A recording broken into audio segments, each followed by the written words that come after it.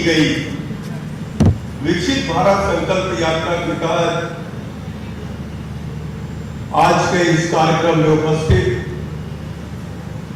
Doctor Vijay Kumar Gavit, आदिवासी विकास मंत्री पालक मंत्री भंडारा जिला, श्री सुनील मेढे खासदार भंडारा गोंदिया, श्री नरेंद्र भेडेकर एमएलए भंडारा, श्री पंडित कुके, श्री बोरिंग डोजे पुलिस महानिरीक्षक नागपुर, श्री समीर कुटकोटी मुख्य कार्यपालक अधिकारी भंडारा, श्री रोहित मतानी एसपी भंडारा, श्री योगेश कुंभेजकर जिलाधिकारी भंडारा,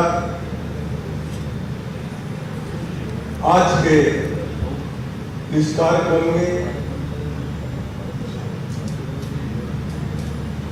अभी तक केंद्र सरकार के द्वारा आम जनता को जो लाभ देने का कार्यक्रम प्रारंभ हुआ है और कितने लोगों के बीच जो लाभ पहुंचा है। सरकार तो योजना बनाती है, राज्य सरकार भी कई योजना बनाती है, लेकिन जब तक वो जमीनी स्तर पर नहीं जाए, जिनको वो लाभ लेने की जरूरत है, जो हकदार है, जब तक उन तक नहीं पहुंचेगा तो यह योजना का कोई किसी को लाभ नहीं मिल पाता। भंडारा जिले के मेरे प्यारे नागरिक भाइयों और बहनों, विकसित भारत संकल्प यात्रा के लिए भंडारा जिले के शाहपुर में आप सभी के बीच में आकर अत्यंत खुशी हो रही है। भंडारा जिला विष्णु गणेश मंदिर, ग्राम देवता बहिरेश्वर तथा महानुभाव संप्रदाय के आद्य गुरु चक्रधर स्वामी की पावन स्पर्श से पूरित प्रदेश है। श्री क्षेत्र अंबोरा में मराठी भाषा का प्रसिद्ध आद्य ग्रंथ विवेक सिंधु लिखा गया है। पौनी तालुका दक्षिण काशी के नाम से जाना जाता है। यह क्षेत्र तांबे और पीतल के बर्तनों, टसर रेशम के लिए प्रसिद्ध है। कोसी खुर्द सिंचाई परियोजना भंडारा नागपुर चंद्रपुर जिलों के जीवन को बदलने जा रही है। मुझे खुशी है कि समाज के अंतिम व्यक्ति की सर्वांगीण विकास का वादा लेकर विकसित भारत संकल्प यात्रा भंडारा आई है। जनजाति नायक अमर शहीद बिरसा मुंडा की जयंती के दिन जनजाति गौरव दिवस के मौके पर प्रधानमंत्री श्री नरेंद्र मोदी जी ने झारखंड के खूंटी जिले से विकसित भारत संकल्प यात्रा को हरी झंडी दिखाई। उसी दिन महाराष्ट्र के नंदुरबार में मुख्यमंत्री श्री एकनाथ शिंदे के साथ हमने इस यात्रा को हरी झंडी दिखाकर रवाना किया।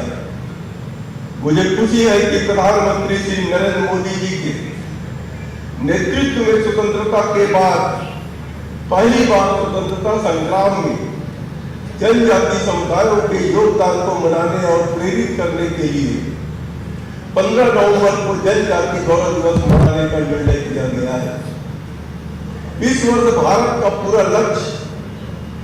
सरकार का पूरा लक्ष्य ग्रामीण तथा जनजाति प्रदेशों के विकास पर केंद्रित है।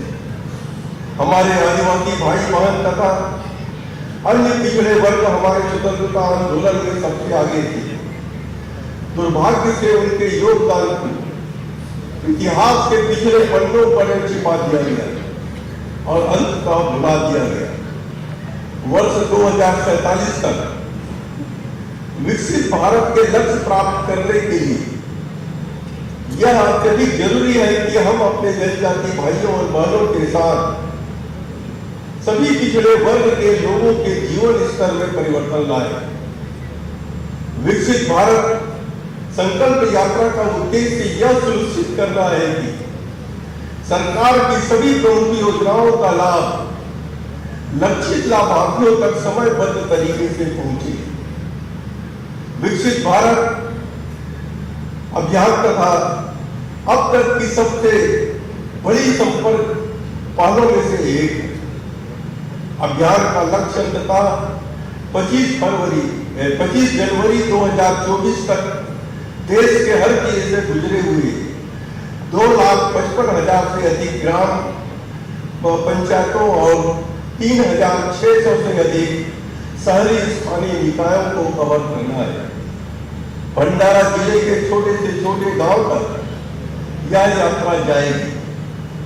आज तक विभिन्न सरकारों ने अनेक विकास योजनाएं लागू की, लेकिन यह पहली बार सुनिश्चित किया जा रहा है कि योजनाओं का लाभ लक्षित लाभार्थी तक पहुंच रहा है या नहीं।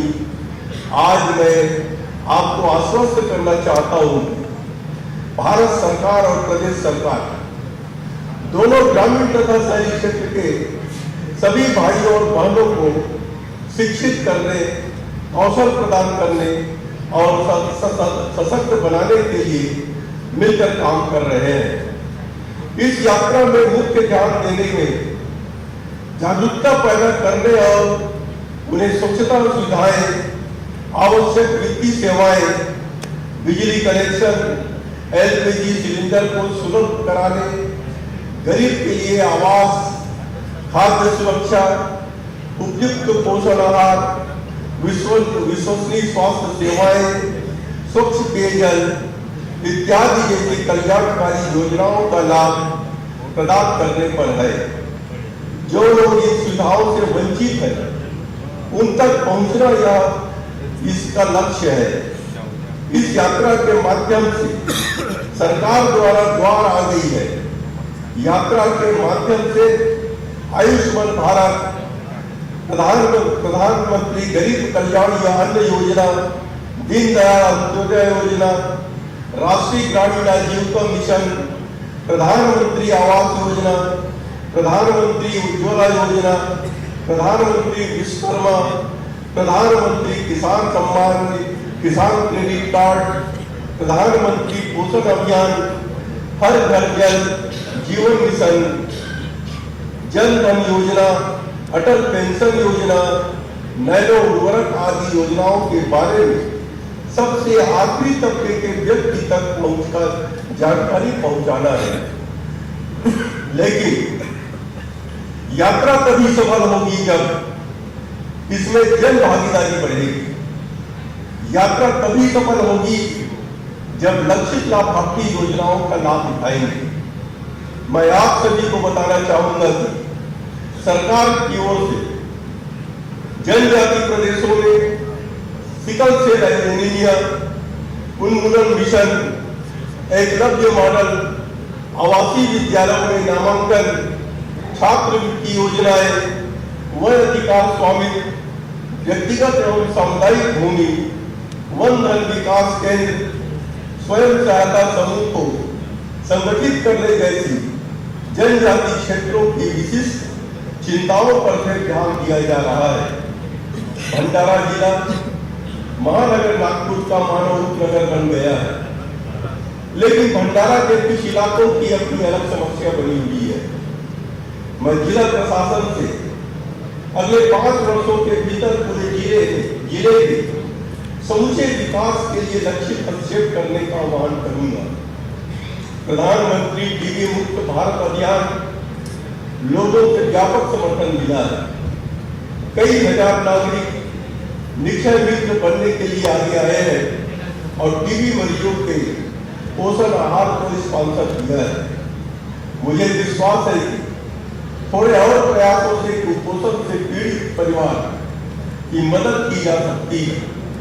शिक्षा प्रगति की आधारशिला है और हम उन्नत शैक्षिक अवसरों के माध्यम से अपने आदिवासी युवाओं को सशक्त बनाने के लिए प्रतिबद्ध है। कौशल विकास इस परिवर्तनकारी यात्रा का एक और महत्वपूर्ण पहलू है। हम एक ऐसे भंडारा जिले की कल्पना करते हैं जहां हर व्यक्ति के पास कौशल हो, जो न केवल उन्हें आत्मनिर्भर बनाए बल्कि क्षेत्र की सामूहिक समृद्धि में भी योगदान दे। इसके अलावा विकसित भारत संकल्प यात्रा स्थानीय उत्पादों के प्रचार और बिक्री पर जोर देगी। हमारे जनजाति कारीगरों और शिल्पकारों के पास अद्वितीय हुनर कौशल है जो पीढ़ियों से चले आ रहे हैं। बाजार संपर्क बढ़ाकर और इन स्थानीय उत्पादों को बढ़ावा देकर हम न केवल अपनी सांस्कृतिक विरासत को संरक्षित करते हैं बल्कि अपने आदिवासी भाई और बहनों के लिए एक स्थायी आजीविका भी प्रदान करते हैं। अवसर हमारे दरवाजे पर दस्तक दे रही है। यह यात्रा एक अधिक न्याय संगत और समृद्ध महाराष्ट्र बनाने का संकल्प है जहाँ कोई भी पीछे न छूटे। आइए हम इस यात्रा को उत्साह, एकता और दृढ़ संकल्प के साथ सफल बनाए और समृद्ध महाराष्ट्र की दिशा में कदम उठाए। इस यात्रा की सफलता के लिए मैं राज्य सरकार तथा जिला प्रशासन को बधाई और शुभकामनाएं देता हूँ। अभी आमदार, खासदार, मंत्री जी सभी ने चिंता व्यक्त किया है। यह कारण वर्षा होने के कारण इस क्षेत्र में अकाल फसल की क्षति हुई है। मैं मुख्यमंत्री से मिलकर अभी कलेक्टर महोदय ने भी मुझे बताया कि बीमा कंपनी के द्वारा बातें हो रही है, जिनका फसल का नुकसान हुआ है, बीमा कंपनी के द्वारा उसको जल्द से जल्द भरपाई मिले और सरकार क्या कदम उठाएगी। मैं इसके लिए मुख्यमंत्री से चर्चा करके यहाँ के जो पीड़ित किसान है उनको हम लाभ दिलाने का प्रयास करेंगे। जय हिंद, जय भारत, जय महाराष्ट्र।